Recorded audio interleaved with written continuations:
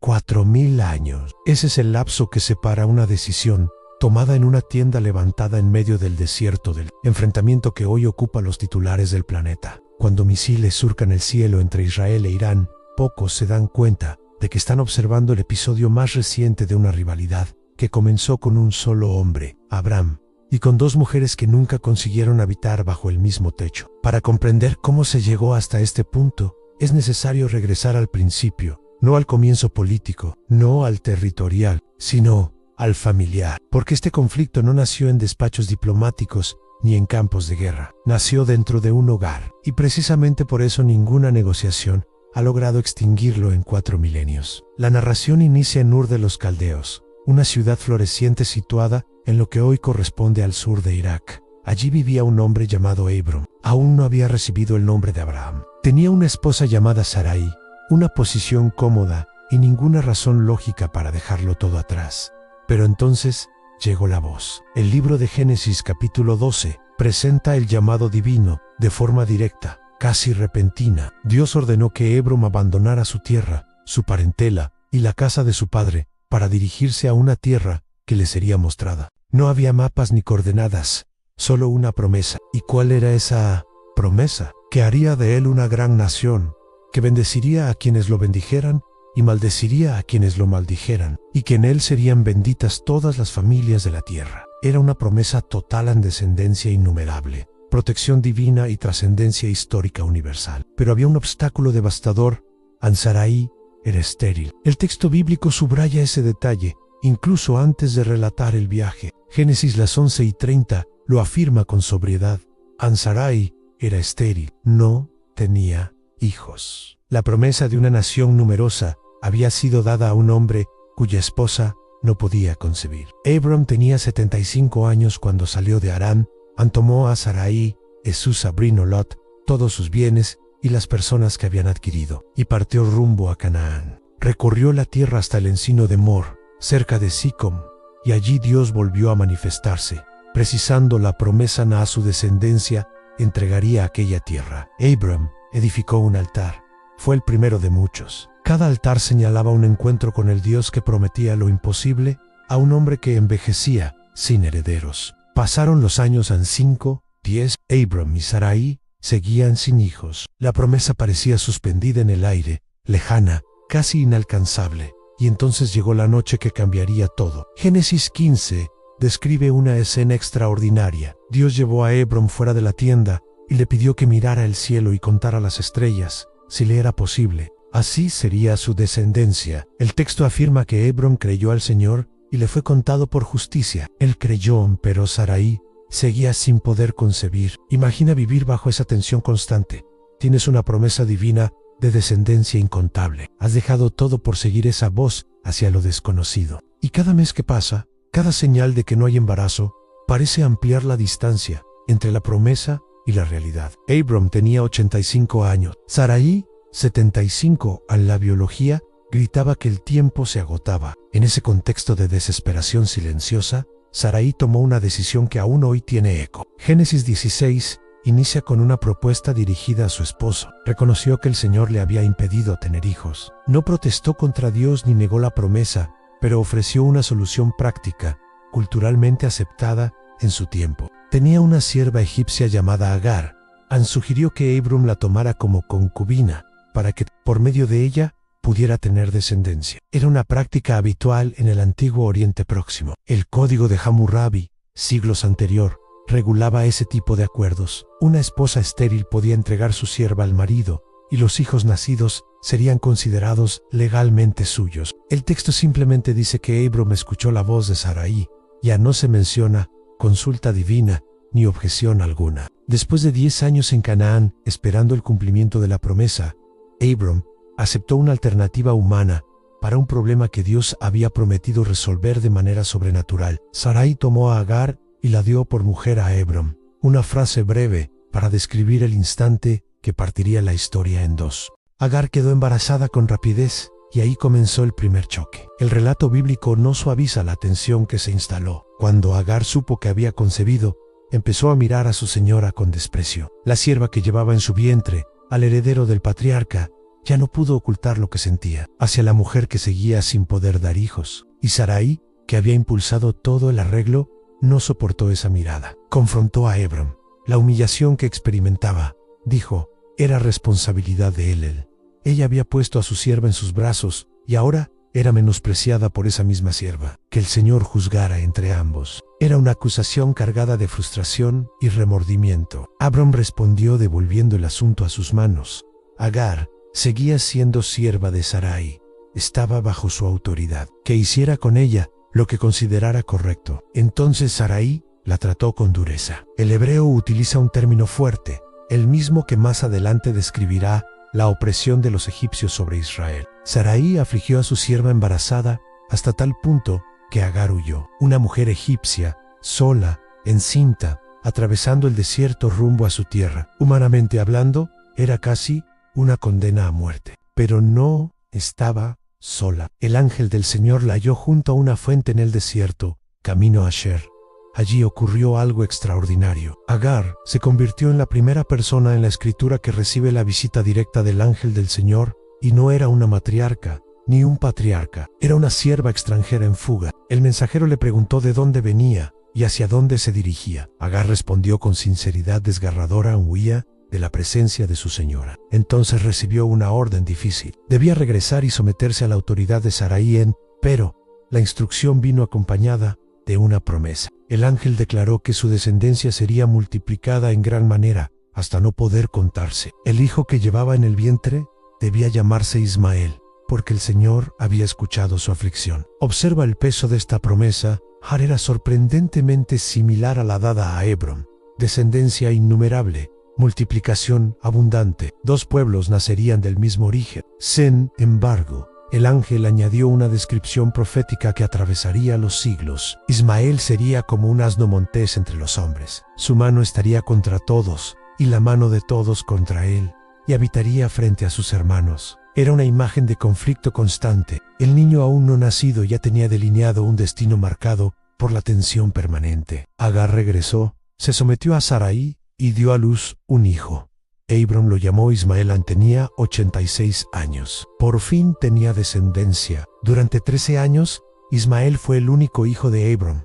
Creció en la tienda de su padre, aprendió sus caminos y asumió naturalmente el lugar de primogénito. En términos prácticos, era el heredero de todo. Entonces, Dios volvió a manifestarse. Hebron tenía 99 años cuando el Señor estableció formalmente el pacto. Su nombre fue cambiado a Abram, padre de multitudes. Sarai pasó a llamarse Sara, princesa, y llegó la noticia que lo transformaría todo en Sara. A los 90 años, tendría un hijo. Se llamaría Isaac, y con él se confirmaría el pacto eterno. Abraham cayó sobre su rostro y rió. Era una risa mezcla de asombro e incredulidad. Y luego expresó un deseo que revela cuánto amaba a Ismael, que bastara con que Ismael viviera delante de Dios. Dios respondió que había bendecido a Ismael, que lo haría fructificar y multiplicarse en gran manera. Engendraría 12 príncipes y sería una gran nación. Puro el pacto específico y perpetuo, sería establecido con Isaac,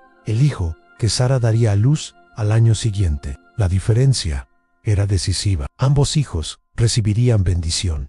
Ambos llegarían a ser naciones. Ambos tendrían descendencia numerosa, pero solo uno portaría la alianza. La bendición era compartida. El pacto era exclusivo. Sara concibió y dio a luz a Isaac cuando Abraham tenía 100 años. El hijo imposible había nacido. El niño de la promesa respiraba, lloraba, se alimentaba. Sara declaró que Dios le había dado motivo de risa y que quienes lo oyeran reirían con ella. La risa incrédula se convirtió en risa de celebración. Isaac creció y fue destetado. Abraham preparó un gran banquete para celebrarlo. Y fue en esa celebración donde el conflicto latente salió a la superficie. Sara vio al hijo de Agar riendo. El término hebreo puede significar simplemente jugar o reír, pero también puede implicar burla. El texto deja la ambigüedad abierta. Lo que no deja duda es la reacción de Sara.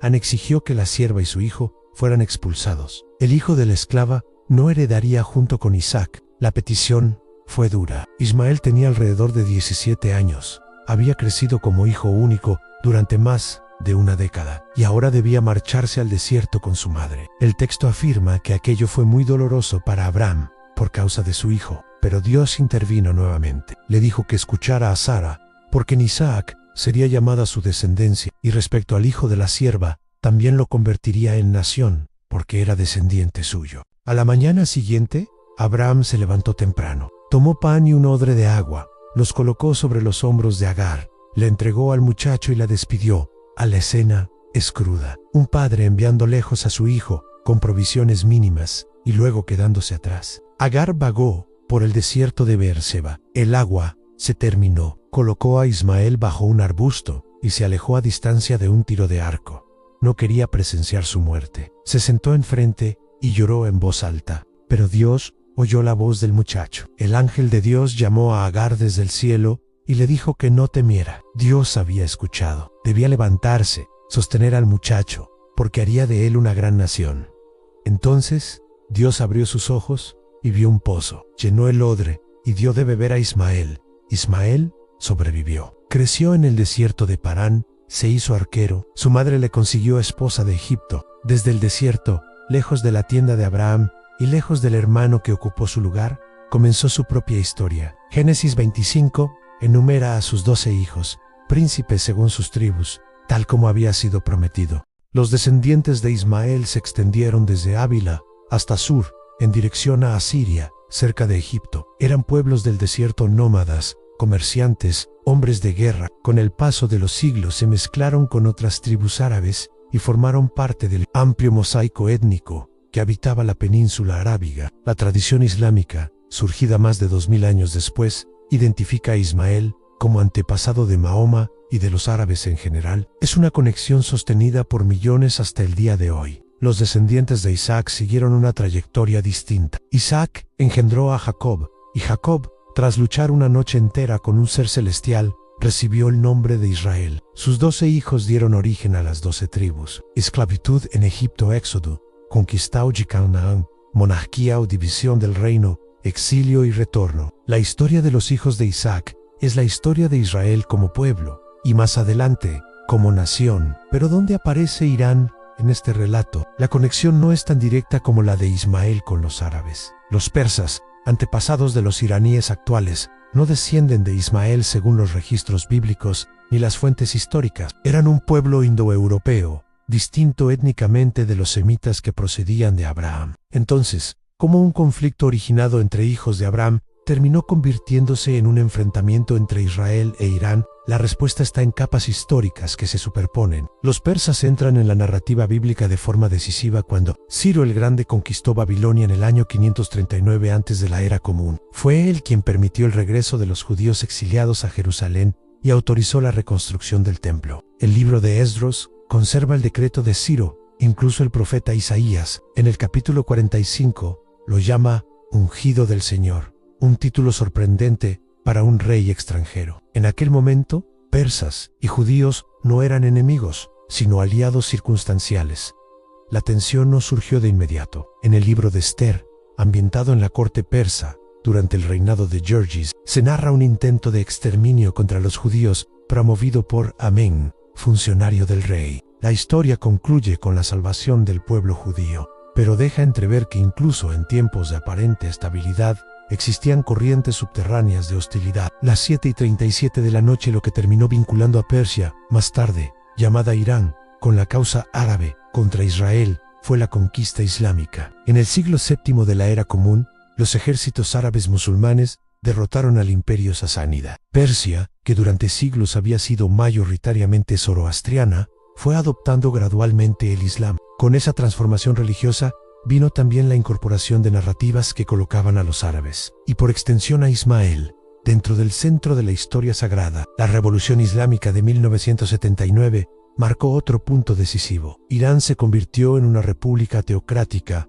que asumió oficialmente la causa palestina y la oposición al Estado de Israel como pilares de su política exterior. El conflicto dejó de ser solo histórico o étnico, se volvió ideológico y religioso. El Irán contemporáneo, aunque no es árabe, ni desciende biológicamente de Ismael, adoptó un papel protagónico dentro del mundo islámico en su confrontación con Israel. Hay una ironía evidente. Un pueblo que no procede de Abraham terminó posicionándose como el principal antagonista de otro que sí lo hace. Pero al abrazar la narrativa islámica, Irán también heredó la tensión original en Ismael frente a Isaac, el hijo de la sierva frente al hijo de la promesa, una herida que parece atravesar 4 milenios. Algunos sostienen que esta lectura simplifica en exceso la geopolítica contemporánea, y no les falta razón. El conflicto entre Israel e Irán involucra petróleo, influencia regional, programas nucleares y disputas indirectas mediante actores como Hezbollah o Hamas. No puede reducirse todo a una fractura familiar antigua. Sin embargo, tampoco puede ignorarse el trasfondo simbólico. Cuando dirigentes iraníes hablan de borrar a Israel del mapa, y cuando líderes israelíes describen a Irán como una amenaza existencial, hay algo más profundo operando que simples cálculos estratégicos. Existe una memoria colectiva, una narrativa de identidad y exclusión que trasciende la coyuntura política. Las historias que los pueblos se cuentan a sí mismos importan. Y las narrativas de israelíes e iraníes, aunque surgidas por caminos distintos, terminan apuntando hacia la misma tienda en el desierto. El texto bíblico menciona un último encuentro entre los dos hijos de Abraham. Fue en el funeral de su padre. Génesis 25:9 declara que Isaac e Ismael lo sepultaron en la cueva de Macpela, en el campo de Efrón, hijo de Zohar el Eteo. Frente a Mamre allí reposaba Abraham junto a Sara, dos hermanos separados durante décadas, reunidos ante el cuerpo del padre que ambos habían amado. No se registran palabras de reconciliación. No hay escena de abrazo, solo el cumplimiento del deber. Y luego, silencio. Ismael murió a los 137 años. Sus descendientes se establecieron desde Ávila hasta Sur. Los hijos de Isaac continuaron en Canaán. 2 pueblos, dos trayectorias, a un mismo ancestro. Los arqueólogos debaten la historicidad precisa de estos relatos. ¿Dónde estaba exactamente Ur de los caldeos? ¿Qué ruta siguió Abraham hasta Canaán? ¿Son literales o simbólicas las edades mencionadas? Estas discusiones tienen su lugar, pero para quienes viven el conflicto en el presente, la cuestión no es arqueológica, es existencial. Cuando un joven Israel sirve en la frontera norte, atento a amenazas respaldadas por Irán, carga con una historia. Cuando un joven iraní escucha discursos que cuestionan la legitimidad del Estado judío, también carga con una historia. Son relatos distintos, narrados desde perspectivas opuestas, pero que convergen en un mismo punto de origen: una tienda en el desierto, un hombre anciano, 2 mujeres, 2 hijos, y una fractura que nunca terminó de cerrarse. La tragedia no reside en la maldad evidente de sus protagonistas. Sara no actuó desde la perversidad al ofrecer a Agar, actuó desde la desesperación ante una promesa que parecía inalcanzable.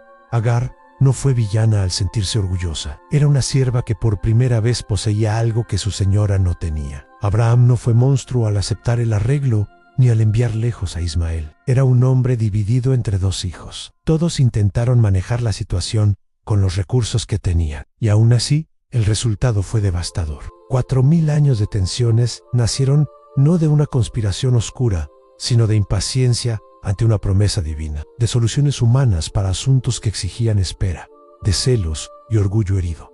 Tal vez esa sea la lección más inquietante. Las grandes fracturas históricas no siempre surgen de grandes maldades. A veces emergen de decisiones comprensibles, en su contexto, que desencadenan consecuencias imposibles de revertir. Una esposa que ofrece a su sierva a Nun, esposo que acepta, una sierva que mira con desprecio, una señora que responde con dureza, una expulsión al amanecer, un muchacho llorando de sed. Cada paso tenía lógica en su momento. Ninguno parecía estar fundando una fractura civilizacional. Pero la suma de todos ellos produjo exactamente eso. Abraham murió a los 175 años. El texto afirma que partió en buena vejez, Leno Didaya, pero no dice si partió en paz. Había visto separarse a sus 2 hijos. Había visto a Agar huir al desierto. Había visto a Ismael marcharse con un odre de agua y un poco de pan. La historia, que comenzó con una promesa de bendición universal, terminó convirtiéndose en una de las mayores divisiones de la historia humana. No porque Dios hubiera fallado,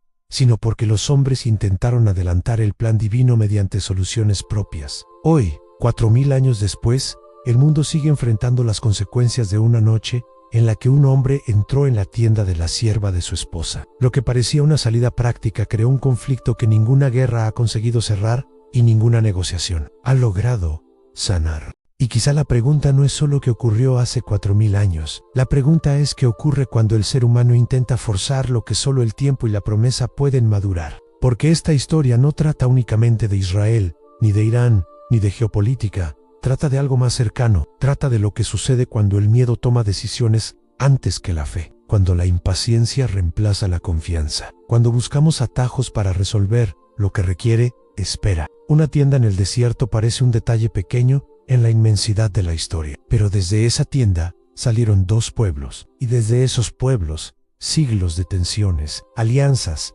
traiciones, guerras y discursos que todavía resuenan en nuestros noticieros. La Biblia no es un libro aislado del presente, es un espejo incómodo. Nos muestra cómo decisiones humanas, comprensibles en el momento, pueden tener consecuencias que atraviesan generaciones. Y quizá eso es lo más inquietante, que las fracturas más profundas no siempre nacen del odio consciente, sino de la prisa. Si esta historia te hizo pensar, si te ayudó a mirar el conflicto actual con otra perspectiva, entonces este es el momento de profundizar más, porque entender el pasado no es un ejercicio académico, es una herramienta para no repetirlo. Suscríbete y acompáñame en los próximos episodios, donde seguiremos desenterrando las raíces invisibles de las grandes tensiones de la historia bíblica y su impacto en el mundo actual. Aquí no solo contamos historias, las conectamos, y algunas conexiones cambian la forma en que vemos el mundo.